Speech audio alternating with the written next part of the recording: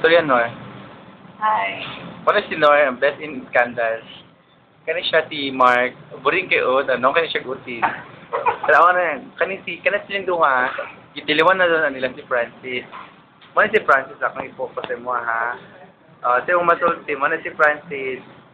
Out ko siya mo map, Buta na ako sa YouTube ni Tanawa. Francis akong ibutang ako, Francis akong ibutang pangalan. Dili kay ikaw. Francis, tanaw niyo sa YouTube, Francis nga kuan, tagline akong kuan. Nor, si masulti mo kay Francis, Nor. So, Mark. Ikaw. Present is present. So, well, past tense, present tense, future tense. So, define lang ninyo, what is Francis?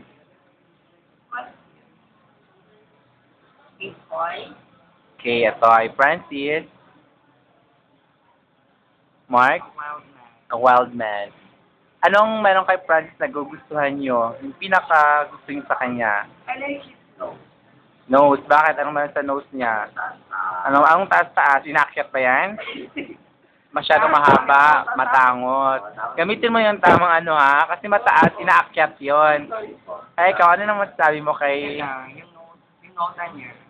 Anong meron sa nota niya? Higher do or lower do? Kumakanta ka ba, Mark?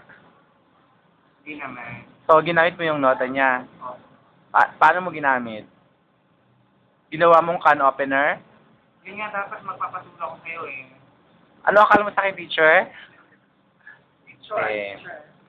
Okay, Nor.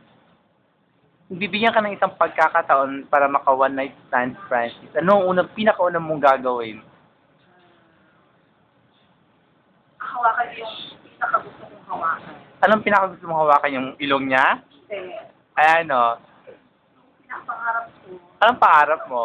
mahawakan yung nose. Okay, ikaw, Mark. Kung meron kang puputulin sa katawan ni Francis, anong puputulin mo? Yung nose niya. Bakit mo puputulin? Gusto mo ipalit? Gusto mo Hindi mo lang hiya si Francis. Pinagpalit niya ako ang Nor.